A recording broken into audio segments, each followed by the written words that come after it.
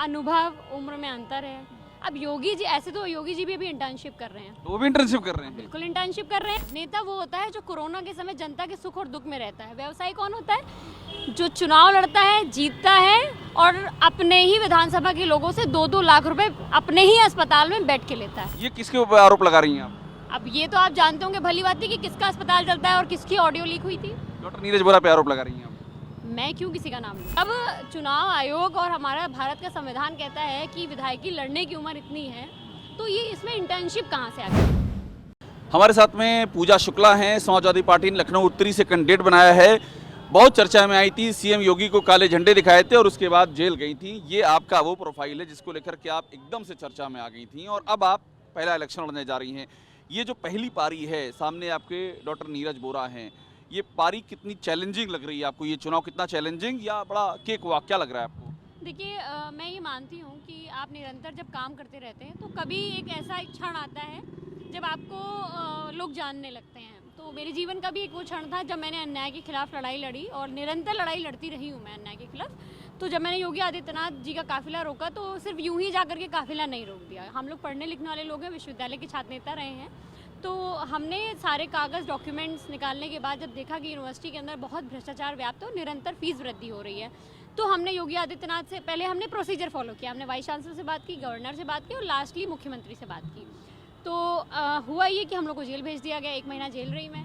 तो निरंतर हम लोग तो संघर्ष करने वाले लोग हैं और सबसे बड़ी बात तो है आपको लगता है कि वो आपके पॉलिटिकल जीवन का टर्निंग पॉइंट था? उनकी गाड़ी के सामने आप आ गई और आपने काले झंडे दिखाए, उसके बाद आपको जेल भेजा गया, वो टर्निंग पॉइंट लगता है आपको? नहीं, मुझे लगता है कि जो भी इंसान अन्याय के विरुद्ध मजबूती से खड़ा होगा, वैचारिक मजबूती के साथ खड़ा होगा, उसको लोग जानेंगे, समझेंगे।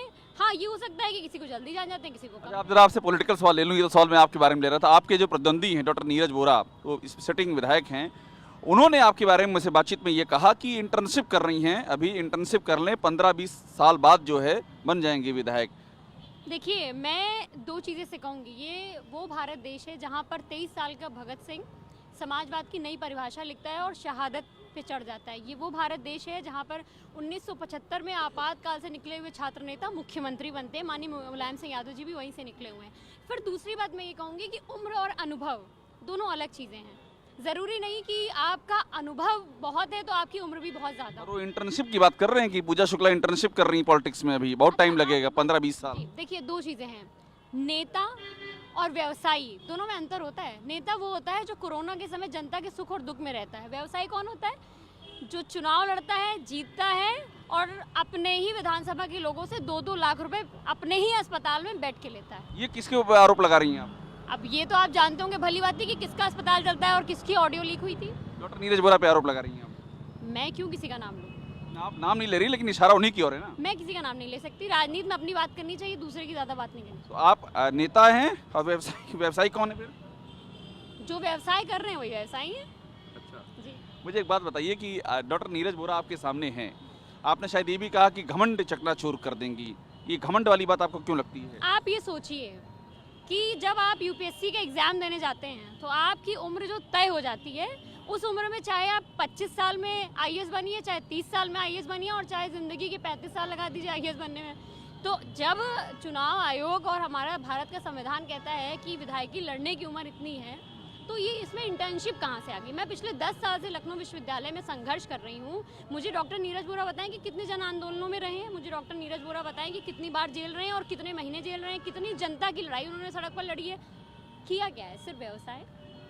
अच्छा, आखिर आपने कह दिया कि व्यवसाय उन्हीं के लिए कह रही थी, व्यवसायी आप, ये आपने क्लियर कर दिया। मैं आजकल व्यवसाय बहुत आगे, कोई अपनी सीट बचाने के लिए दिल्ली पड़ा हुआ है, तो कोई एक बात बताइए, 2 करोड़ में टिकट खरीद रहा एक है। बात बताइए, डॉक्टर अभिषेक मिश्रा का टिकट काटा गया और पूजा शुक्ला को दिया गया, तो इनको तो आपने बता दिया कि इन्होंने व्यवसायी हैं। डॉक्टर अभिषेक मिश्रा का टिकट काटा गया, उसके पीछे भी कोई वजह होगी? देखिए, डॉक्टर अभिषेक मिश्रा मेरे बड़े भाई जैसे हैं और मेरे उनसे बहुत अच्छे ताल्लुकात हैं और राजनीति में किसको कहाँ से लड़ना है, किसको कहाँ से नहीं लड़ना है, ये पार्टी का फैसला होता है। पार्टी ने अभिषेक मिश्रा जी को भी टिकट सारी दिया। बात क्या पॉलिटिकल जॉब देती हैं अब जब से आप चुनाव में उतरी हैं?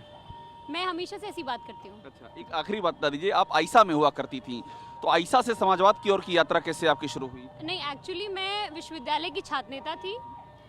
जो भी व्यक्ति नफरत की विचारधारा के खिलाफ काम करता है, मैं उसके साथ हूँ। जो बांटने की राजनीति करता है, जो नफरत की राजनीति करता है, मैं उसके साथ नहीं हूँ। मैं शुरू से समाजवादी विचारधारा की थी और मैं हमेशा अखिलेश यादव जी से बहुत प्रेरणा लेती रही, क्योंकि सबसे युवा मुख्यमंत्री थे। तो जब हमारे नेता ही इतने युवा हैं और युवाओं में जो क्रेज़ है, जो जनता, योगी जी युवा नहीं है? देखिए फिर मैंने कहा अनुभव, उम्र में अंतर है।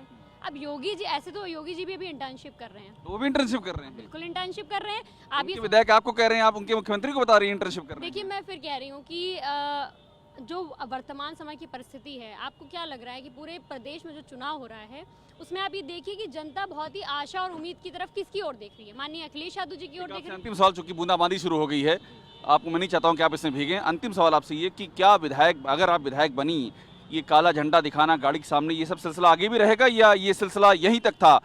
इस चुनाव टिकट मिलने के पहले की यात्रा थी या आगे भी चलेगा झंडा दिखाना काला और गाड़ी के आगे? आपको पता है 2022 में अखिलेश यादव जी की सरकार बनने वाली है और हम लोग वो नौबत नहीं आएगी। हम लोग सदन जाकर के पॉलिसीज बनाएंगे।